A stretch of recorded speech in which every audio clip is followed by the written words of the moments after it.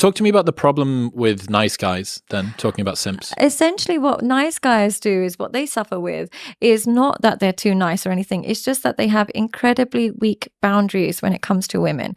They simply are not just women. It could be anybody. What they do is they lack a lot of masculinity. And what they do is they blame the fact that they're so nice as to why they can't get women.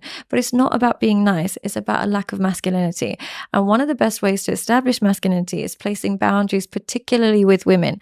When you don't like a behavior, you don't roll over and allow it to continue and then give her more in order for you to get her. You set a boundary and you have a willingness to walk away. Nice guys, what happens is they don't like to exert their boundaries and they don't have a willingness to walk away. So what ends up happening is their nice nature becomes a reason for resentment because women don't like it.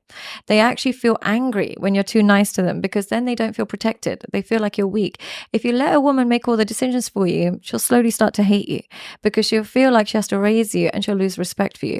So you're better. What we truly want is not a man that just is like chaotic. We just want a man who we can trust makes good decisions.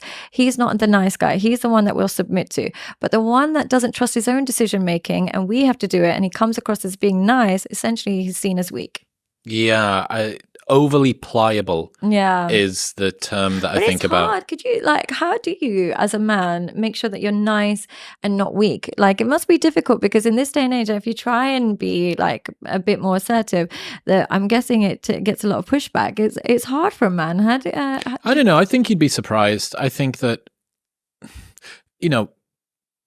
the line of acceptable behavior is way wider than most people think, right? You can be assertive in a powerful, reassuring way without being a tyrant. Right. It's pretty easy to achieve, right? I don't think that it's that hard, but I also understand that a lot of people don't have a massive amount of first-hand experience. Yeah. They're spending all of their time learning about things through the internet. They don't actually have you need to be skillful and nimble, right? To be able to, flirting and dealing with even the same sex, let alone the opposite sex, is like a delicate balance, right? It's a bit of a dance. It's a bit of teasing. Is it too far? Is it too much? It requires experience, and most people don't have the opportunity to develop that. And it's really easy to have the willingness to walk away when you're somebody that has a lot of alternatives, and it doesn't just mean other women. It could be a lifestyle that is alternative to being settled down. But when you're somebody that doesn't have many alternatives, the willingness to walk away decreases. So I do understand it's very difficult for men to have that. But without the willingness to walk away, she'll look for a man that does have the willingness to walk away. She'll look for a man that does have boundaries because we need them as women. It's strange. And I also understand that it must be ruthless to think, oh, well, I would really like a nice guy. Maybe your last relationship was with some dude that was very avoidant, like masculine in a non-supporting way. Yeah. And you think, okay, well, I'll go for a nice guy. I'll go for a guy that's a bit more pliable and a lot more agreeable. And then if what you're saying is true and you end up resenting them, you go, that wasn't what I wanted either. So it must be difficult. It must be difficult for a girl. Essentially, what we truly want is a man whose decision-making on his own is one that we can naturally submit to. What I mean by that is if I have to tell you to do this, that, and the other, and you listen to me, I don't respect you anymore. Because if I had to tell you and you listen to me and I'm better than you at making decisions, I'm more powerful than you, I don't feel protected. You simply have to be a man that could literally take a girl by a hand and lead her into whatever lifestyle you is, but she feels safe in that knowledge. But if you're the type of guy who's like second guessing himself, if you're second guessing yourself and then submitting to me, we automatically don't find that attractive. That can't be the same for every girl though, right? There must be a spectrum of women. It works well for women who are planning to manipulate you. So the women that are planning to manipulate and planning to use a man, they love this guy without boundaries. The girl that genuinely wants to have a connection with you, build a family with you, have a network with you, she actually wants you to have a backbone and wants you to have an opinion. The one that's planning to not stick around too long, the one that's planning to keep in touch with another guy, a girl that wants an alimony as soon as the kids arrive, that's the one that wants you to be this people pleaser, bend over backwards, do everything I say. Yeah. What about people pleasers more generally on the girl's side and on the guy's side? Well, I guess they would be a similar match. But what happened with two people pleasers, like where the woman is just a nice girl and the guys are just a nice guy, they don't create an authentic connection because neither of them are giving each other the glue or the vulnerability to attach. One saying, I'll just do what you want. The other one's, oh, okay, I'll just do what you want. We don't know each other. We're just a comfort blanket. But one of them at least has to be a bit disagreeable to create that connection, give you that kind of glue to attach to. So unfortunately, two people pleasers don't usually end up together. Did you watch Succession? No, I didn't. Okay, so it's pretty cool. It's this series on HBO, and I think it's really early on, maybe one of the first few episodes in the first season, and this tyrannical father is pointing at his only daughter who's just got married to a guy who's very pliable, at least for the first few seasons, unbelievably pliable, right? He is a bit of a social climber, the potential future husband, bit of a social climber. He kind of wants to be a part of the crew, so to speak. And he says the dad is just fucking going around the room like, this is something I don't like about you, and this is something I don't like about you. And he points at Shiv, the daughter, and he says, you married a man that's beneath you because you're terrified of being betrayed.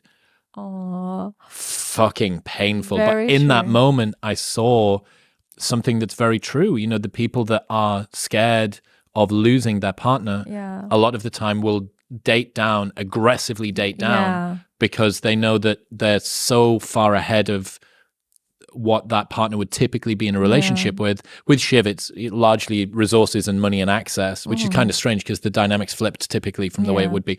But that really, it's like one of the most brutal insults. Like it insults both of them at the same time with one thing. You married a man that's beneath you because you're terrified of being betrayed. And it's very true. A lot of women and men use that strategy, but the problem is you almost guarantee the divorce. If I marry someone beneath me to prevent him cheating on me, that doesn't change the other aspect that is required for a healthy relationship, which is bringing equal value to each other's life. And when one feels like they are married below, it doesn't work out either. The true connection comes when you both bring equal value and you choose to be with each other rather than he can't do any better or she can't do any better. Eventually that catches up because a person with low self-esteem who feels like they've been punching eventually starts to get so much low self-esteem that they might seek external validation. So they might be more likely to cheat or more likely to betray you because at some point they can feel that they know that you're above them, and that low self-esteem can create a desire to connect outside. So unfortunately there isn't really a cure to that other than true connection. But one thing I would say about people pleasing, they say that it's linked to an absent father.